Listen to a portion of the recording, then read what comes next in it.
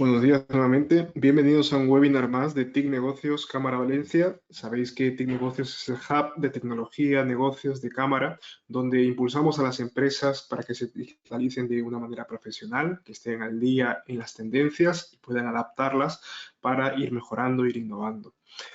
Desde TIC Negocios, hoy tenemos el placer de poder traer una temática acerca de los criptoactivos para que mejoren el proceso de las empresas en cuanto a lo que ahora Javier, nuestro invitado especial, hoy nos va a comentar. Entonces, no lo vamos a tener nosotros, vamos a Bit2Me. Bit2Me no lo vamos a dar nosotros. Bit2Me, la empresa que alguno de ustedes conoceréis, es el exchange de compra, venta y custodia de Bitcoin y criptoactivos más importante de España. Tenemos el placer y el orgullo de que tenga su base aquí. Esta empresa fue fundada en el 2015 y cuentan con más de 1 millón de usuarios en 90 países. Es una empresa dedicada a facilitar el uso de la tecnología de los criptoactivos con más de 20 productos específicos. Y de Bit2Me hemos traído a Javier Pastor. Él es Head of OTC y portavoz de Bit2Me, licenciado en AVE. Ha trabajado en la empresa desde el año 2017, está en Bit2Me y pasando por los diferentes departamentos de ventas, marketing, información. Él es un divulgador de tecnología de Bitcoin y los criptoactivos y estoy seguro que más de uno de los que está aquí los conoceréis. Javier, muchísimas gracias por aceptar nuestra invitación. Tenerte siempre aquí es un placer y esperamos que la ponencia llegue a los espectadores tanto como en otras veces ya te hemos escuchado y sabemos que hemos salido muy informados sobre este tema. Gracias, Javier, por estar con nosotros. Pues nada, Cristian, un placer compartir esta mañana con todos vosotros. Gracias a todos los asistentes y, por supuesto, a la Cámara de Comercio. Y como comentabas, ¿no? Este es un tema apasionante, un tema de actualidad. Y hoy vamos a tratar de ver, vamos a poner en contexto muchísimos detalles alrededor de Bitcoin, los criptoactivos y cómo como empresas tiene sentido que demos pasos en su adopción, ¿no? Cada uno a su ritmo, cada uno con su estrategia, pero que veamos este activo más allá de lo que podemos leer en la portada de un periódico. Así que si queréis, Cristian, comienzo y vamos con Sí, ello. sí, solo una única indicación, una última indicación para los asistentes. A lo largo de que Javier esté exponiendo tendréis preguntas. Allí podéis en la bandeja de preguntas enviarlas y al final las atenderemos. Muchísimas gracias, Javier. Todo tuyo. Nada, un placer. Bueno, pues comentaba con Cristian justamente hace unos minutos que me gustaría daros un contexto general de en qué momento estamos. La presentación va a durar unos 45 o 50 minutos para dejar un tiempo de ronda de preguntas.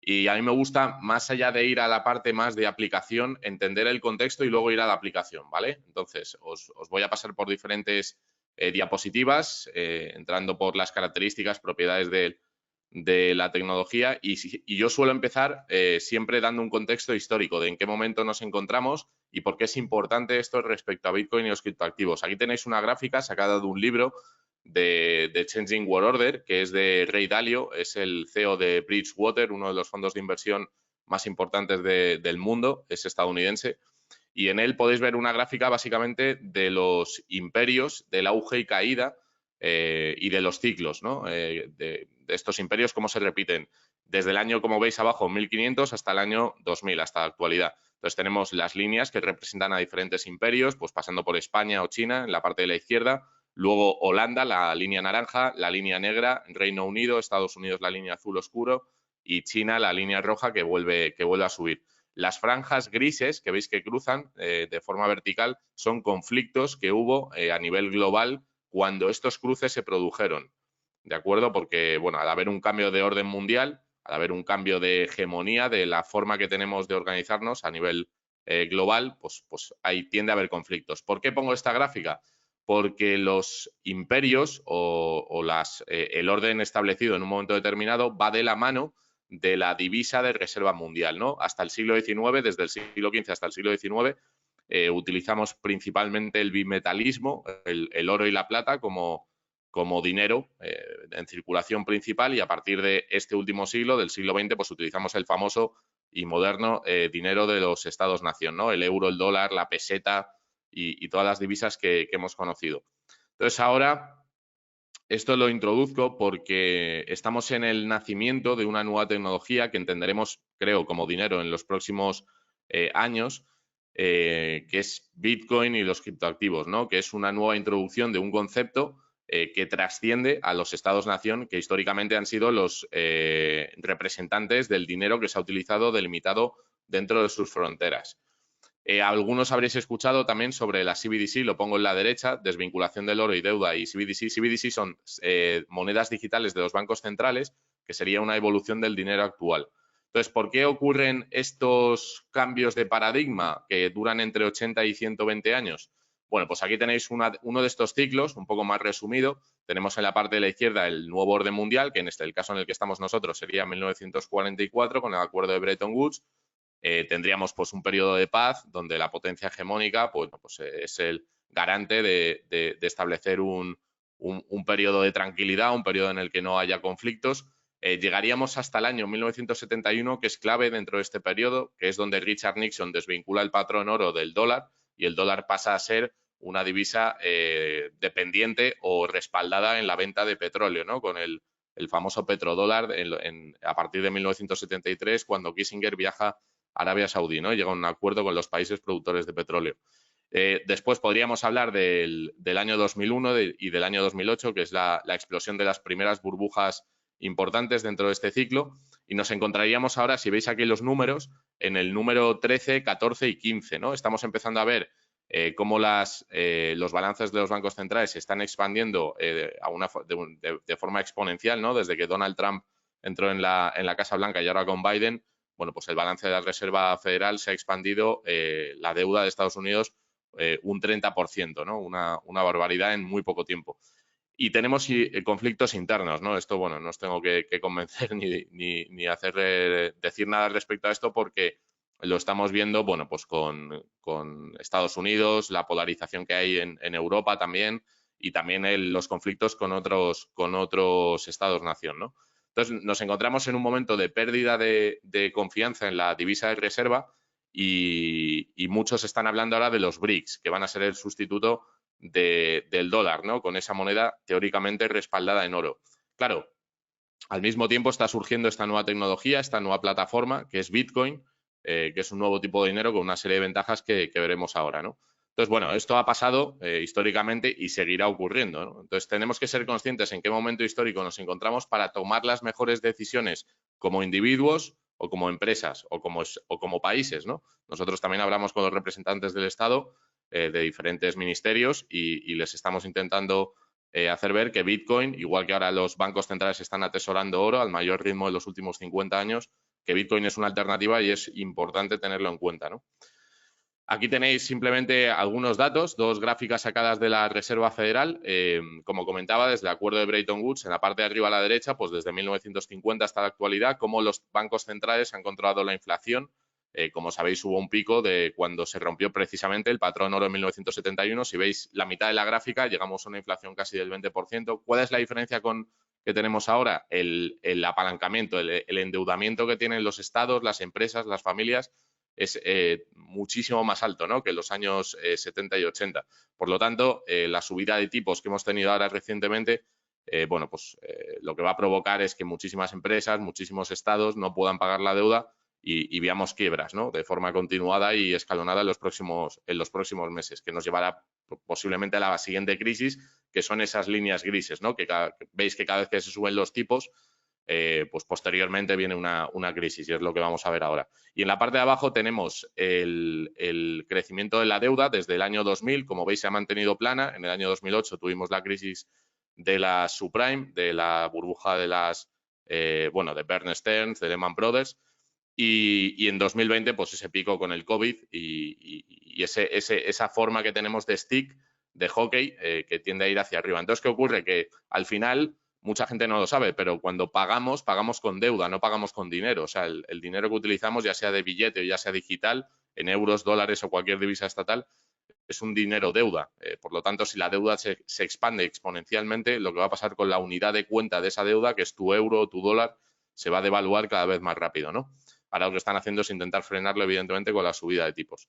Entonces, bueno, pues todo esto, ¿dónde encaja aquí Bitcoin, ¿no? Y los criptoactivos. Bueno, pues Bitcoin Bitcoin es un activo que cambia la forma que tenemos de relacionarnos socialmente y diría, pues, entender el dinero, el intercambio de valor. Es un activo que no depende de terceros. O sea, este activo para su funcionamiento, para que siga operando, no necesita a una entidad centralizada, no necesita una empresa, no necesita un Estado, es un software que está ejecutándose de forma constante en nodos repartidos por todo el mundo. En nodos significa ordenadores, en servidores que están con el software de Bitcoin instalado y que se está ejecutando de forma automática, sin que nadie tenga que hacer nada por ello. Cambia el derecho de propiedad. ¿Por qué digo que cambia el derecho de propiedad?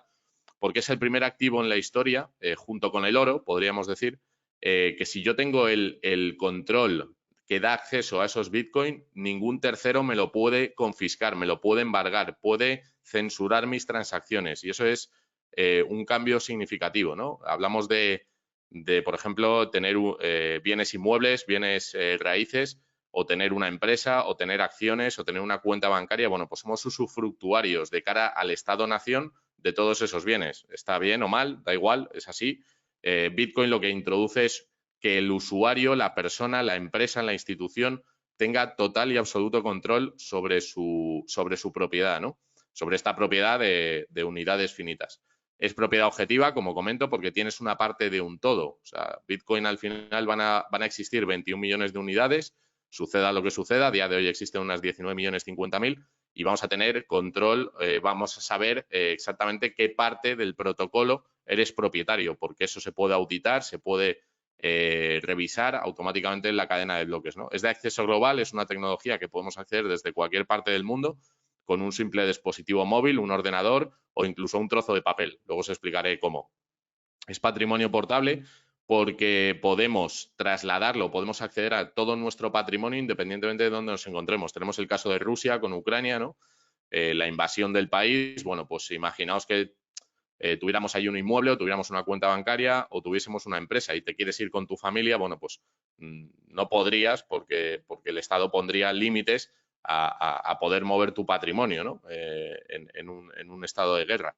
Entonces, Bitcoin lo que facilita es que puedas ir a cualquier parte del mundo y puedas trasladar, puedas transportar todo tu patrimonio directamente.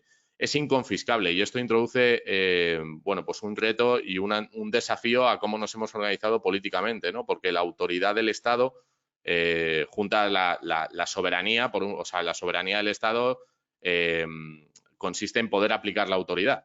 Si tú no puedes confiscar todos los bienes a todos los ciudadanos en un momento determinado porque lo necesites o porque quieras hacer justicia, ¿no? Porque haya un alzamiento de bienes o haya un divorcio, bueno, pues tienes un límite a tu autoridad. Entonces, por eso también conlleva una serie de cambios en el régimen político y cómo nos organizamos socialmente. Está protegido por criptografía. Alguno, si luego queréis preguntar sobre esto, porque sé que son temas un poco controvertidos o que pueden generar debate, perfecto. Yo no digo que esté a favor o en contra de todo esto, simplemente os doy un poco las características de lo que está pasando con este activo. Está protegido por criptografía y matemáticas, utiliza un sistema criptográfico que inventó la NSA en el 2001, que se llama SHA-256, que protege a la red, y luego un sistema de computación que habréis escuchado que es la minería de Bitcoin, ¿no? Con un poder de cómputo inmenso, ¿no? El más potente del mundo.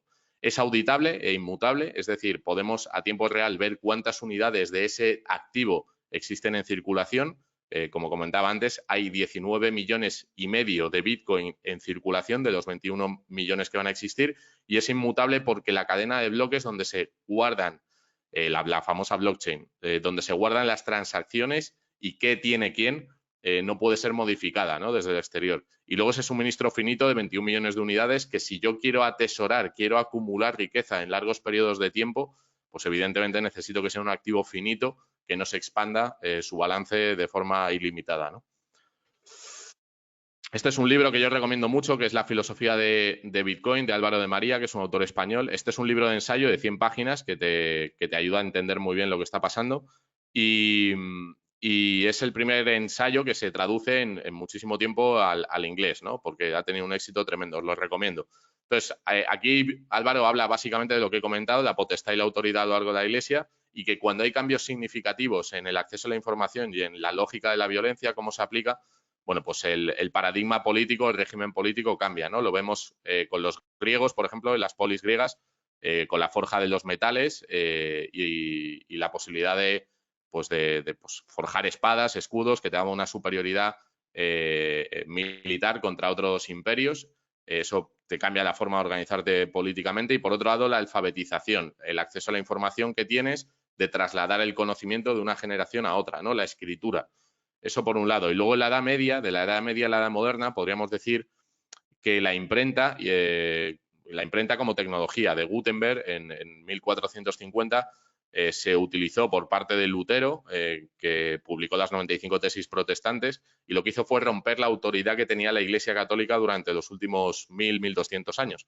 ¿Por qué? Porque hizo como una bifurcación. De hecho, Enrique VIII en Inglaterra se quiso divorciar, el Papa no le dejó y se montó su propia iglesia, ¿no? Entonces hubo ahí como una ruptura de la autoridad que estaba gobernando en ese momento gracias a una tecnología o debido a una tecnología que cambia el acceso a la información. Y por otro lado tenemos el uso de la pólvora, que el uso de la pólvora lo que provocó básicamente es que la relación entre potencias o entre imperios cambiase completamente, porque tú tenías castillos o tenías murallas que te protegían y de repente, bueno, pues se inventaron los cañones gracias a la pólvora y esa forma de defensa pues cambió absolutamente, ¿no? ¿Qué estamos viviendo hoy en día? Pues estamos viendo dos cambios significativos justamente en estos dos ámbitos, en el ámbito del acceso a la información y la lógica de la violencia. El acceso a la información, como sabéis, pues es Internet.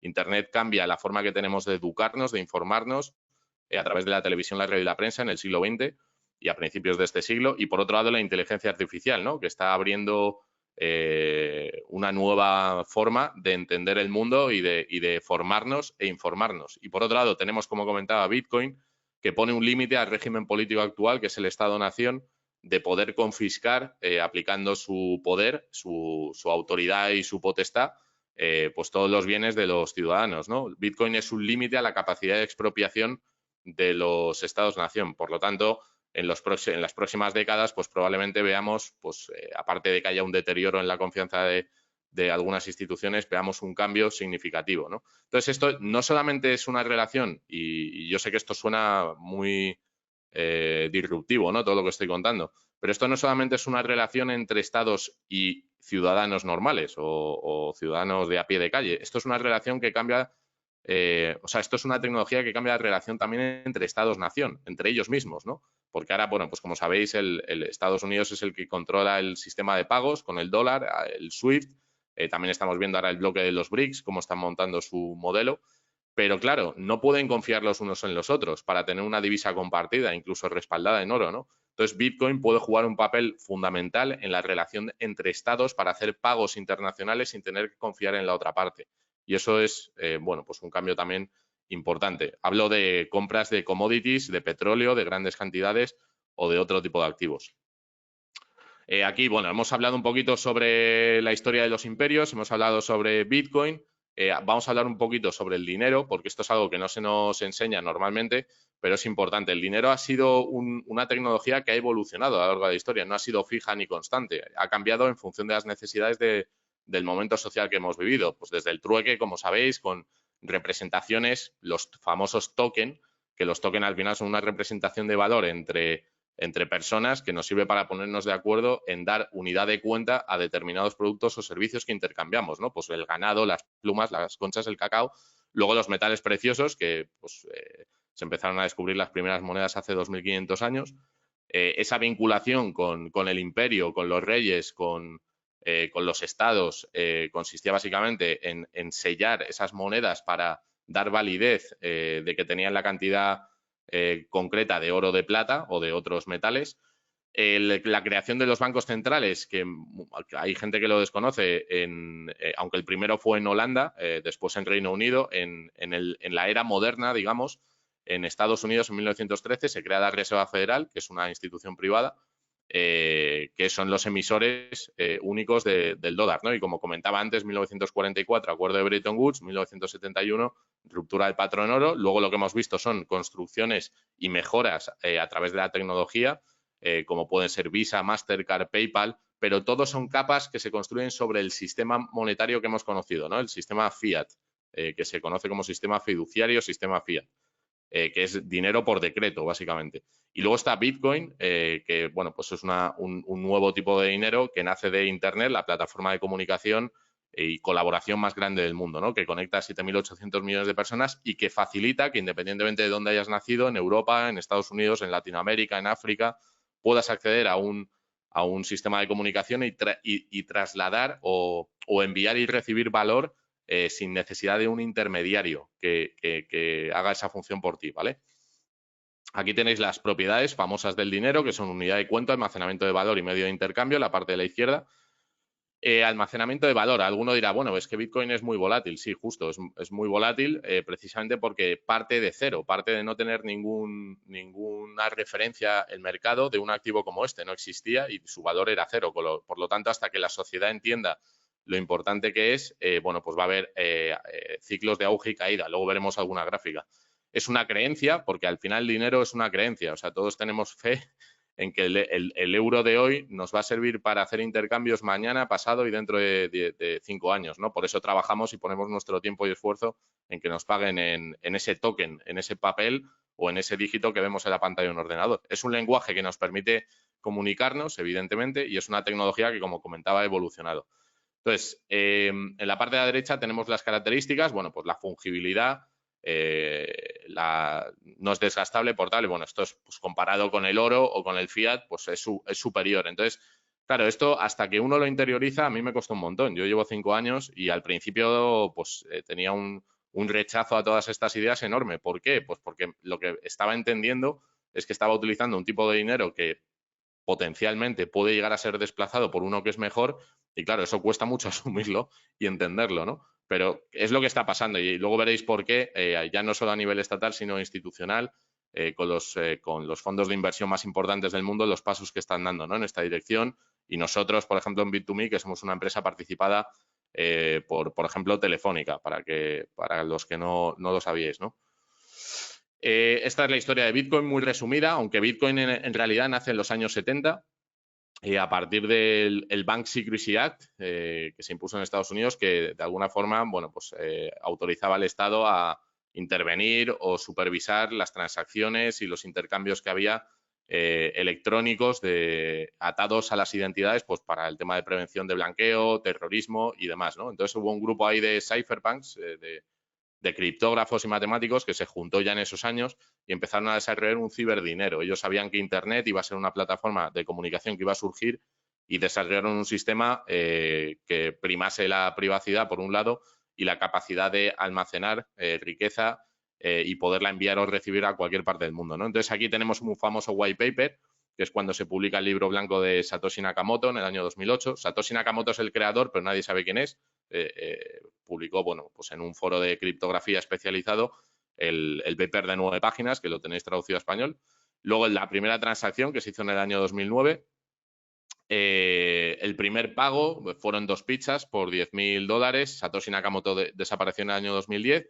Luego hubo varias actualizaciones de software para mejorar el protocolo y ahora lo que estamos viendo 2021-2024, pues una adopción institucional, ¿no? Ya hay 2 países que han adoptado Bitcoin como dinero de curso legal, uno que es El Salvador, otro que es República Centroafricana, bueno, países muy, muy pobres que no tienen nada que perder realmente y veremos cómo les sale. Yo creo que les va a ir bastante bien. Y por otro lado, en Suiza, Lugano, un cantón donde Bitcoin también es dinero de curso legal. No solo Bitcoin, sino una moneda estable que se llama USDT, que puedes hacer pagos en cualquier lugar. Y luego veréis, bueno, pues una imagen de las instituciones que están a punto de crear vehículos de inversión para que entre el dinero institucional que ha estado un poco aparcado, ¿no? En este sentido. Aquí tenéis una gráfica de la evolución de precio que ha tenido el activo para que tengáis una fotografía bastante clara de lo que está pasando aquí y las noticias que normalmente llegan a la población. Bueno, aquí tenemos en la parte de la izquierda desde el año 2011 hasta el año 2023 por columnas y veis que hay 3 velas verdes que son velas de cotización anual. Esto es una gráfica logarítmica para que se pueda ver. Y la revalorización que ha tenido en el circulito verde, ¿vale? Y luego el circulito rojo es la corrección.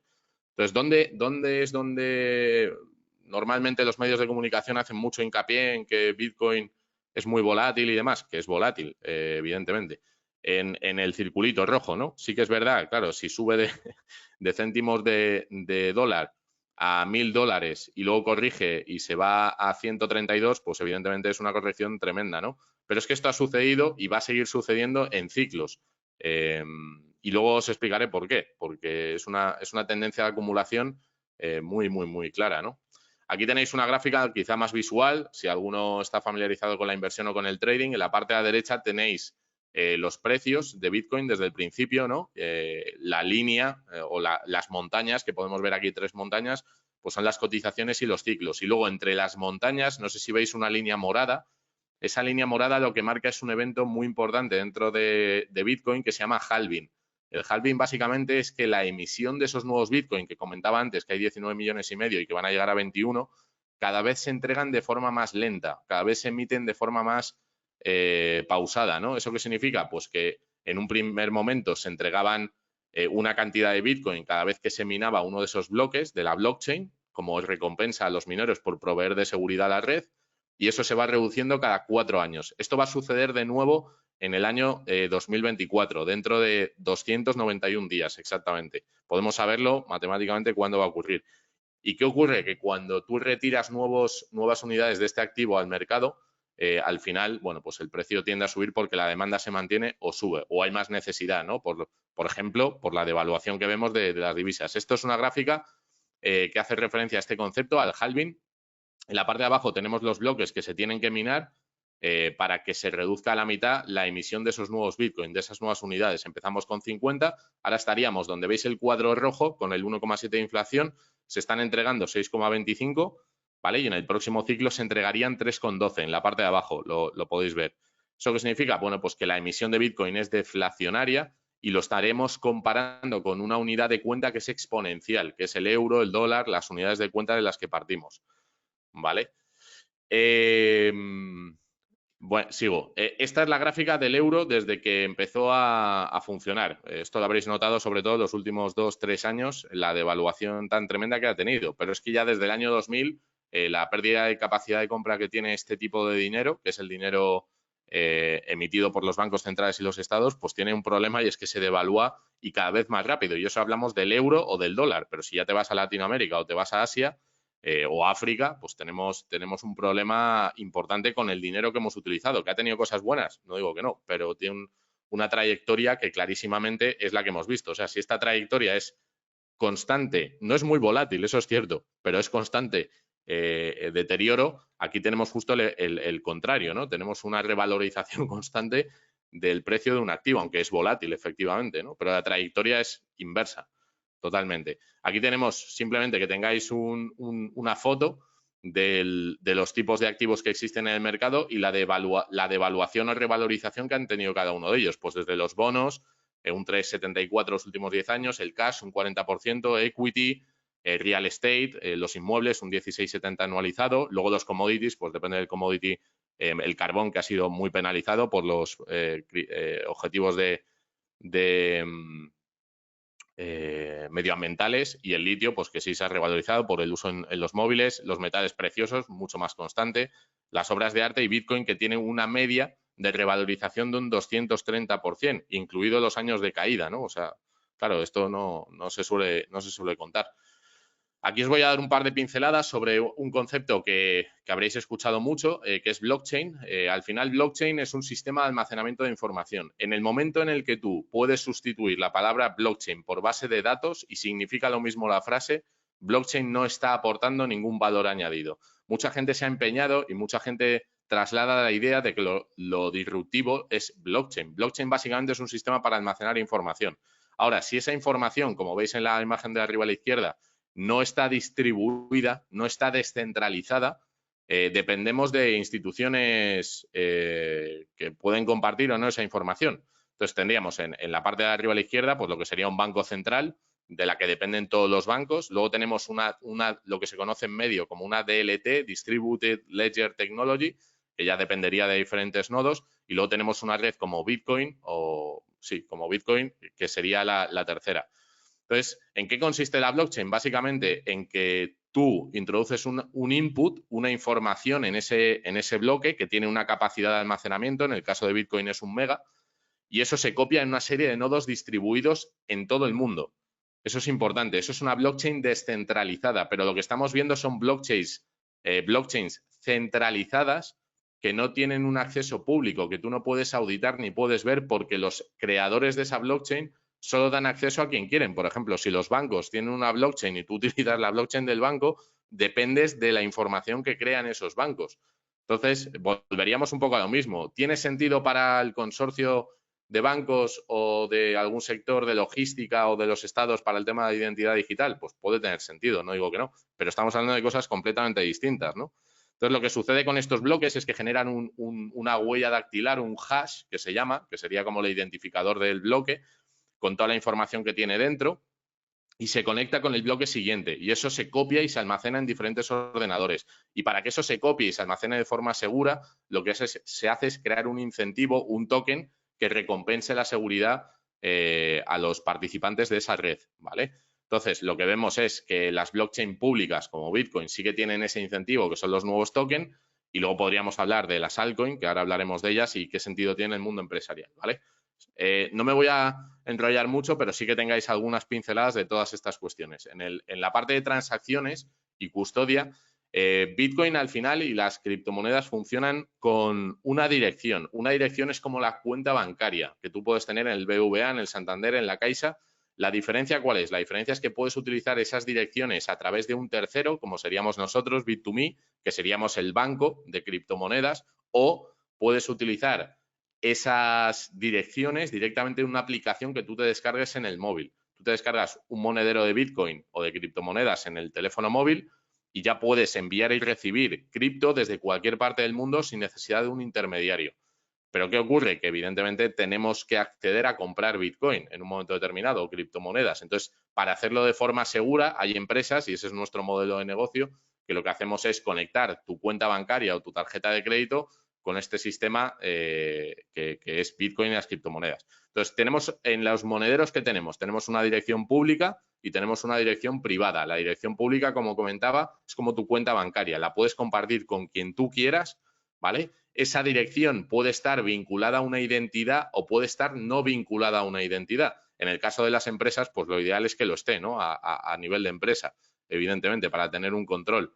En el caso de que sea tu dirección privada como usuario, bueno, pues hay diferentes modalidades. Nosotros en Bit2Me lo que facilitamos es que tengas una dirección pública que te permita recibir pagos en Bitcoin o en cualquier otra criptomoneda desde cualquier parte del mundo, ¿no? Lo que te hace conectar con más usuarios. Y luego está la clave privada. La clave privada se conoce también como semilla o raíz, que es la frase o es digamos, el backup, es como el respaldo de seguridad que tienes en caso de que pierdas tu dispositivo en un momento determinado, que pierdas tu móvil o que tu ordenador se estropee, para poder recuperar el dinero que tenías en criptomonedas en ese monedero concreto, ¿no? O en esa dirección concreta. ¿Cómo funcionan las direcciones? Básicamente lo que tienen las criptomonedas son lo que veis abajo a la izquierda, que son buzones. Vale, pues imaginaos que está el nombre del buzón, que sería la dirección, y dentro podríamos ver lo que hay dentro, pero no podríamos ni abrir lo que hay dentro y sacarlo, ni tampoco podríamos moverlo de un sitio a otro si no tenemos la clave privada, ¿vale? La suma de lo que hay en todos los buzones sería el circulante total del supply, del suministro que tiene esa criptomoneda concreta. De forma que de manera transparente podemos ver el circulante a tiempo real que hay y cómo está distribuido entre todas las direcciones que existen. Esto, pues, con el mundo tradicional es imposible, ¿no? ¿Cuántos dólares o euros hay? O ve al banco a preguntarle cuántas cuentas bancarias tiene y cuánto dinero hay. Claro, esto a nosotros lo que hacemos es tener una cuenta dedicada por usuario, evidentemente con sus datos, y guardar las criptomonedas con un sistema de almacenamiento seguro, bueno, pues para proteger contra hackeos y contra otro tipo de ataques. Esto, claro, esto ya depende del usuario, dónde quiera tener sus criptomonedas, delegadas en manos de un tercero o custodiándolas él mismo, ¿no? Nosotros facilitamos a las empresas todos estos servicios y les ayudamos a que sea lo más sencillo posible. A nivel de regulación, ¿qué está pasando en este mercado? Bueno, pues tenemos la publicación de MiCA, que significa Marketing Crypto Assets, que es una regulación, un marco común para todos los países de la Unión Europea. que va a establecer criterios para que los proveedores de compra, venta y custodio de criptoactivos tengan que cumplir con una serie de requisitos. En el caso de Bit2Me seríamos lo que se conoce como un VASP, que sería Virtual Asset Service Provider, y que vamos a tener que cumplir con seguros, o sea, vamos a tener que tener una serie de seguros, vamos a tener que tener una serie de depósitos uno a uno con las criptomonedas de los clientes, vamos a tener que tener un balance o un flujo de caja suficiente para poder hacer frente a retiradas en un momento determinado, etcétera, etcétera. Por otro lado, en Estados Unidos está la Security Exchange Commission, que está dando pasos. Ahora mismo tiene la solicitud de varias instituciones y fondos para poder crear vehículos de inversión para los hedge funds que vamos a ver en la siguiente diapositiva, ¿vale? Y aquí en España, básicamente, quien está trabajando sobre todo esto es el Tesoro Público, la CNMV, el Banco de España y, evidentemente, Hacienda, ¿no? Desde diferentes ángulos, que si tenéis alguna duda os los matizo. Pero, básicamente, la CNMV lo que ha publicado es una circular que obliga a los exchanges y a los comercializadores de este tipo de activos a que cuando hay una campaña de publicidad con un alcance de más de 100.000 personas, pues se tenga que supervisar con ellos, ¿no? El Banco de España tiene un registro, Bit2Me fuimos los primeros en conseguirlo, para blanqueo de capitales y financiación del terrorismo, ¿no? Pasar esos filtros de compliance, de KYC dentro del exchange. Y Hacienda, pues evidentemente, los requerimientos que tenga y los movimientos que hagan los usuarios o las empresas de compra y venta de este tipo de activos. Esto es las instituciones que están aplicando a día de hoy y que se van a aprobar de aquí a febrero del 2024 para poder crear vehículos de inversión a Bitcoin y los criptoactivos, concretamente a Bitcoin y algunos a Ethereum. Entonces, aquí tenemos pues, los ETF, que en total, para que os hagáis una idea, lo que manejan estos fondos son 27 billones españoles o trillones ingleses. Esto es lo que manejan estos fondos, ¿no? Y quieren tener la posibilidad de ofrecer a sus clientes una diversificación de portfolio en este tipo de activo. ¿Por qué no lo han hecho antes? Pues porque no tenían a los equipos preparados, no entendían, algunos, no entendían del todo bien el activo y no tenían pues una infraestructura preparada para hacer negocio, básicamente, y ya la tienen. Entonces, bueno, pues esto es una noticia importante para tener en cuenta, ¿no? En los próximos meses y años. Aquí hago una clasificación porque he hablado mucho de Bitcoin. Alguno dirá, bueno, ¿y esto de las altcoins o Ethereum o Cardano, Polkadot y todas estas criptomonedas y las stablecoins, ¿de qué va, no? Bueno, pues son, desde mi punto de vista, protocolos totalmente distintos, ¿vale? Que cumplen una función diferente que la que cumple Bitcoin. De entrada, para que lo sepáis, Bitcoin, como comentaba antes, es inconfiscable. No te lo pueden censurar, no te lo pueden embargar. Sin embargo, cualquier token de cualquier otra red de criptomonedas sí que te la pueden embargar y sí que te la pueden congelar. Esto es una diferencia muy importante, incluidas las stablecoins, ¿vale? Entonces, pero sí que es verdad que lo que nos facilitan las altcoins es construir soluciones de arquitectura para poder tokenizar, por ejemplo, otro tipo de activos, ¿no? Que Bitcoin no es capaz porque no es escalable en ese sentido. Entonces, por ejemplo, Ethereum nos permitiría llevar todo el mundo de las acciones, de los bonos, del real estate, a una plataforma tokenizada donde los usuarios podrían encontrar facilidades para invertir teniendo mucha menos capacidad económica, y lo que haríamos con estas plataformas es democratizar el acceso a individuos o empresas que quieran invertir en diferentes activos, ¿no? En deuda, en bonos, en real estate, como comento, y podríamos hacer subdivisiones de esas representaciones de activos para hacer la inversión muy, muy líquida. Eso está fenomenal y además tendría el respaldo de instituciones tradicionales. Los bancos o los estados están trabajando con Ethereum, por ejemplo. Entonces, ¿van a tener un recorrido? Sí, pero son cosas distintas completamente. Hay que entenderlo así, ¿vale? Y luego están las stablecoins. No me voy a detener en cada término que veis aquí porque sería imposible cubrirlo todo. Luego estaría las stablecoins, que es una evolución del dinero tradicional, del euro o del dólar llevado a las criptomonedas, que nos permitiría hacer transacciones con una moneda que evite la volatilidad, que está respaldada o en depósitos bancarios o en inversiones en activos muy líquidos como un monetario o como deuda a corto plazo, como tienen en Estados Unidos para Tether, ¿no? Que es una de estas criptomonedas estables. Entonces, te permite hacer transacciones sin necesidad de un intermediario. Por ejemplo, si tenéis, esto lo hacemos en Bit2Me, pero lo podéis hacer vosotros exactamente igual. Si tenéis una sede en Latinoamérica, podríais enviar o recibir dólares o euros sin necesidad de pasar por el sistema bancario, ¿no? Por eso les preocupa tanto el uso de las stablecoin a los bancos y a los bancos centrales con la estabilidad financiera. Luego me preguntáis si queréis sobre esto también, ¿eh? Y ahora paso un poquito a Bit2Me, que me quedan pocos minutos, y os cuento un poco qué hacemos en Bit2Me, pues con todo esto que os he contado, que es una historia bastante amplia, cómo lo aterrizamos, ¿no? Todo esto y cómo como empresa podéis beneficiaros y como particulares. Bueno, comentaba Cristian, efectivamente, que somos una empresa española. De hecho, nacimos en la Comunidad Valenciana. André y Leif son los dos fundadores. Pues son unos genios, unos emprendedores natos que arriesgaron y, bueno, pues vieron una oportunidad de crear un puente que conectase el mundo de las finanzas tradicionales, del euro, del dólar, con este nuevo mundo, ¿no?, de dinero que nace de Internet. Y cada vez más gente, ¿no?, está dando ese paso y está entrando en este sector, como hemos visto, ¿no?, ya no solo estados, sino instituciones, las nuevas generaciones, aunque su principal motivación es la especulación, como todos los nuevos mercados, ¿no?, hay muchísima especulación en ese sentido, el mercado acaba entendiendo el valor que aporta el mercado a un entorno como en el que estamos ahora, ¿no? Entonces, bueno, lo que trata Bit2Me es de solucionar, de poner productos y servicios que resuelvan todas las necesidades en esta transición.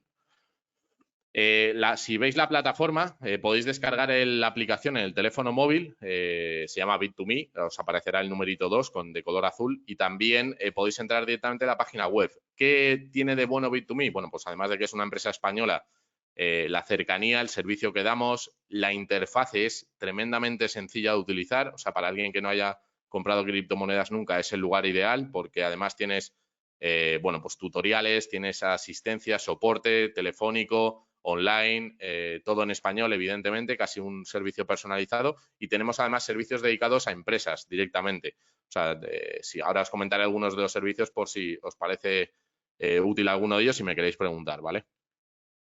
Esta es la trayectoria de la empresa desde el 2015, el crecimiento que hemos tenido hasta ahora, hasta la inversión que ha hecho Telefónica de 14 millones de euros que anunciamos hace 3 semanas. También lanzamos un token de la plataforma en el año 2021, donde recaudamos 20 millones de euros y ese fue pues nuestro despegue y nuestra apuesta en el mercado, ¿no?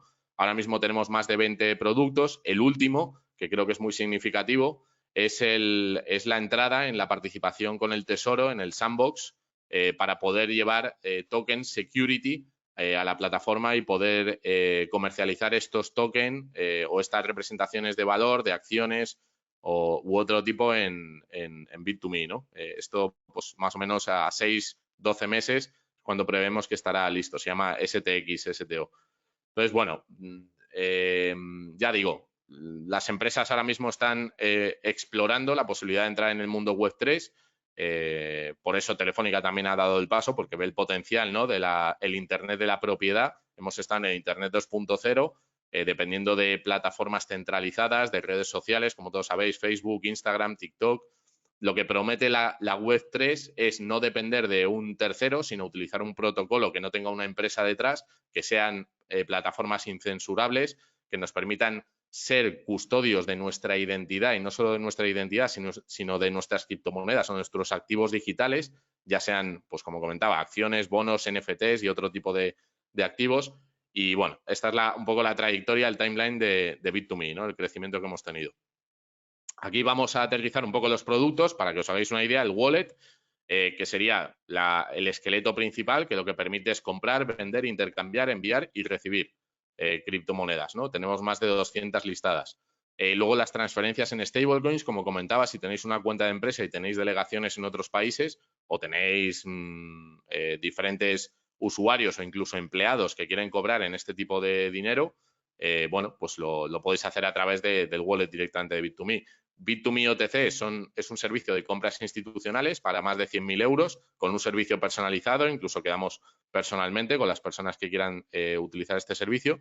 Bit2Me Pro, que sirve para aquellos que conozcan el trading y que quieran poner operaciones de trading con un margen muy pequeño de comisión, utilizando una gráfica de velas japonesas con órdenes en spot, limit y demás. Bit2Me Commerce es un servicio para aceptar pagos de criptoactivos de vuestros clientes o de clientes que quizá no os conocen ahora mismo, pero que gracias a que pongáis este servicio van a conoceros, van a saber que aceptáis pago en Bitcoin o en criptomonedas. Estos pagos, evidentemente, si queréis, cuando los recibáis se convierten automáticamente a euros y así pues evitáis la volatilidad en un momento determinado si es que queréis evitarla y no queréis guardar las criptomonedas o Bitcoin. Y bueno, pues, está todo integrado, ¿vale? Te hace un registro de todos los pagos que te hacen los clientes. Bit2Me Earn, que sería un servicio que te permite generar recompensas y bonificaciones por los depósitos. O sea, si tú tienes criptomonedas, las puedes depositar en Bit2Me y te damos una bonificación, lo que en el mundo tradicional se conoce como un interés, pues que va desde las stablecoins como EURT de un 4,5% anual a un 20% con otras criptomonedas que tienen una volatilidad mucho más alta, evidentemente, ¿no? Lo que están utilizando los usuarios mayormente son las stablecoins, USDT, EURT, que son monedas pegadas al dólar o al euro, y lo dejan en depósito y tienen una bonificación pues importante. Bit2Me Loan, que permite que si tú tienes ya Bitcoin o criptomonedas en Bit2Me, te demos un préstamo poniendo de colateral esas criptomonedas, no tengas que venderlas si las quieres mantener a largo plazo, pero tienes necesidades de liquidez en el corto. Bit2Me Launchpad lo que permite es poner tokens de proyectos de empresas del sector o de la industria, quiero decir, o empresas a las que hayamos asesorado, que es el siguiente servicio, que se llama Bit2Me Consulting, que lancen un token y que lo quieran listar en Bit2Me para llegar a todos esos usuarios y clientes que están familiarizados con esta tecnología, ¿no? Lo que hicimos nosotros con B2M para vender 21 millones de euros, pues que nosotros demos todo el acompañamiento y asesoramiento a una empresa que quiera meterse en este mundo y lanzar su propio token a través de Bit2Me con todos los protocolos de seguridad a nivel legal, a nivel jurídico, a nivel económico, a nivel compliance, etcétera, etcétera, ¿no? Y como comentaba, pues la consultoría, que sería el go-to-market completo de estos nuevos servicios. Esta es la estructura de la empresa. Tenemos unos 160 empleados, aunque bueno, pues hemos llegado a ser más. Lo que pasa es que el año 2022 tuvimos que hacer algún ajuste. La rotación es muy baja. La edad media es de 34 años. Tenemos un 40% de mujeres en el equipo. Y luego Leif, Andrei y Pablo, que son los CEOs de la empresa. Y luego tenemos, bueno, pues asesores de primer orden, ¿no? Sisan Feroz, que fue el ex CEO de Coinbase, que es uno de los exchanges más grandes del mundo, cotiza en el Nasdaq en Estados Unidos. Javier Tordable, que es nuestro experto en los tokens de security. Baldomero Falcones, igual os suena, también estuvo en Mastercard, es el expresidente. Y Rodolfo Carpentier, que ha sido un inversor muy reconocido en España con 20 desde los años 80, ¿no? Y nada, esta es un poco la presentación. He intentado resumirlo lo máximo posible porque, como veis, hay muchísimo contenido. Tenéis aquí tanto los datos de Bit2Me en la parte de la izquierda, en LinkedIn o por correo, y luego mis datos personales en redes sociales si alguno me quiere seguir o por correo. Así que, Cristian, creo que he cumplido con el tiempo, pero ha sido tremendo, ¿no? Ha sido una maratón esto. Sí, sí, el esfuerzo es magistral y siempre contentos por haber resumido todo lo que significa este ecosistema y también cómo las empresas pueden aprovecharlo. Entonces vamos a tener ahora la ronda de preguntas y respuestas, así que para todos los asistentes vamos a aprovechar este tiempo. Si tenéis alguna pregunta relacionada con lo que Javier estaba hablando, tal vez algo específico de vuestro sector también podéis hacerlo. Y para preguntas más específicas, pues también hay lo que ha dicho Javier, tenéis el contacto de él y él podrá también atenderos en privado, ¿vale? Pues vamos allá, vamos con las preguntas. Podéis hacerlas aquí en la bandeja de preguntas y yo las voy trasladando a Javier en lo que nos queda del tiempo, ¿vale? Javier, te lanzo la primera, ¿vale? Venga. Como empresa, ¿cómo debo declarar la venta de las criptomonedas? ¿Qué se debe tener en cuenta? Vale, perfecto. Bueno, como empresa, efectivamente, como comentábamos, puedes recibir pagos en criptomonedas. Si tienes dos opciones, una vez recibes el pago, lo que puedes hacer es liquidarlas y convertirlas directamente a euros, con lo cual evitas cualquier tipo de volatilidad y lo único que generaría es un apunte contable de un ingreso que tienes dentro de la empresa, pero no habría que hacer ninguna declaración porque no ha habido ninguna variación de precio en el activo que han utilizado para pagarte. La factura en España, obligatoriamente, como sabéis, tiene que ser emitida en euros. Da igual que te paguen con Bitcoin o te paguen con naranjas o con lo que quieran. Tú tienes que emitir la factura en euros. En el caso de que tú atesores ese Bitcoin y no lo cambies, tú tienes que seguir generando la factura, pagar el 21% de IVA trimestral, ¿vale? Pero y si algún día liquidas ese Bitcoin, lo que tendrás que tener en cuenta es al precio al que lo recibiste, y al precio que lo liquidas, al precio que lo vendes. Imaginémonos que hoy te pagan en Bitcoin 100 euros y lo mantienes en Bitcoin y el precio son 30.000 dólares, como está ahora. Y dentro de un año el precio de Bitcoin son 60.000 dólares y decides liquidarlo cuando son 200, cuando su valor son 200 dólares o 200 euros. Tendrías una plusvalía de 100 dólares y tendrías que hacer la declaración por esa parte. También se utiliza el sistema FIFO, First In, First Out. O sea, lo primero que tú recibas se considera lo primero que tú vendes, ¿vale? Vale, vale, vale. Y también habías mencionado algo que vosotros lanzasteis, un token de utilidad y vendisteis en 20 millones de euros. Ajá. ¿Crees que todas las empresas que nos escuchen y también las que nos verán podrían lanzar su propio token? ¿Y por qué? Pues pues gracias por la pregunta. Claro, nosotros lanzamos un token de la plataforma que lo que se llama es un utility token. Este utility token lo que te permite es interactuar con los servicios de la empresa. ¿Por qué tuvo tanto éxito? Por varios factores, ¿vale? El primero es porque Bit2Me lleva una trayectoria en el mercado importante de 7, 8 años y los usuarios, la comunidad de la plataforma ya conoce la tecnología, conoce la infraestructura y para lo que les va a servir ese token de utilidad. Utilidad significa básicamente que cuando yo tengo una cantidad de tokens y soy usuario o cliente de Bit2Me, me beneficio al utilizar los servicios que me ofrece la plataforma. Por ejemplo, si compro o vendo, al tener tokens de Bit2Me se me hace un descuento. Si utilizo la tarjeta de Mastercard para hacer pagos en un datáfono tradicional y tengo tokens de Bit2Me, pago una comisión más baja, ¿vale? Entonces es como incentivar, es como un sistema de fidelización con una capa tecnológica importante y que además cotiza, y que además tiene un precio en el mercado, ese token que está libre en función de la oferta y la demanda, se tenga. Entonces, creo que estamos en ese momento en el que los exchanges somos los primeros que hemos lanzado este tipo de token, pero creo que en los próximos años veremos como empresas de otros sectores, ya sea de la restauración o ya sea, por ejemplo, una aerolínea, porque nos han contactado, o un club de fútbol, lanzan sus propios tokens que permitan interactuar a la comunidad con su token a nivel de uso, a nivel de mejoras del servicio, por un lado, y a nivel de gobernanza. De gobernanza significa que, por ejemplo, en un club de fútbol, si están diseñando la equipación del año siguiente, la siguiente temporada, los que tengan esos tokens podrán votar para poder definir o poder decidir qué equipación es la que quieren que el equipo tenga la próxima temporada, ¿no? Entonces, creo que esto se va a extender. Creo que ahora mismo ha nacido dentro del ecosistema, que es lo lógico y normal, pero creo que va a tener sentido en el mundo de la restauración, en el mundo de... en cualquier ecosistema, ¿no? Creo que va a haber un mercado de tokens que van a tener una utilidad que se va a desarrollar con el tiempo y que va a mejorar y que cualquier empresa puede dar el paso para beneficiarse de todo esto. Sí que es verdad que estamos un poco en una fase muy temprana y que es difícil, ¿no? A veces que tus usuarios o tus clientes entiendan lo que les estás ofreciendo. Por eso creo que en Bit2Me tuvimos éxito, porque sí que es verdad que es muy de nicho y que cuando esto se extienda tendrá sentido tú como empresa tener tu token y que la gente lo compre si quiere y que además esos costes o esa llegada al mercado se va a facilitar muchísimo más, ¿no? Vale, vale. Esto sobre los tokens que decías, ¿no? Porque siempre se escucha mucho de la tokenización de activos, de inmuebles, activos financieros como deudas, acciones, ¿no? Uh -huh. Entonces, estas son las ventajas que comentabas de esta operativa, o hay alguna más.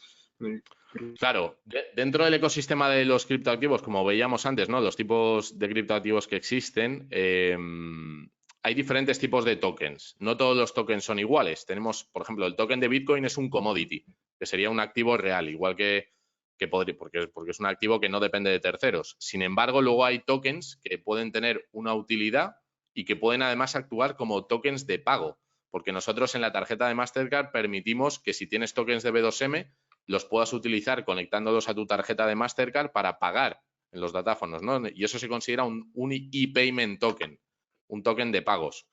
Y luego, por otro lado, tenemos los securities. En caso de que tú quieras tokenizar un activo financiero, pues ya digo, deuda o acciones o bonos, lo vas a poder hacer y lo vas a poder comercializar a través de este tipo de servicios, de este tipo de plataforma. Entonces, tú como empresa las ventajas que vas a poder tener es que te vas a poder llegar a financiar a nivel global. Es decir, tú vas a poder lanzar este tipo de utilidades y de tokens y no solamente venderlos en un mercado local, como podría ser España, sino que este token te lo van a poder comprar a través de Internet desde cualquier parte del mundo. Utilizas la infraestructura de blockchain, utilizas una red para distribuir el token y que cualquier persona pueda acceder a través de las finanzas descentralizadas o a través de plataformas como Bit2Me y pueda acceder a esa liquidez, ¿no? Entonces, por eso nosotros estamos ahora sacando la licencia para poder poner en el mercado este tipo de tokens. Entonces, dentro de la industria o dentro de este mundo,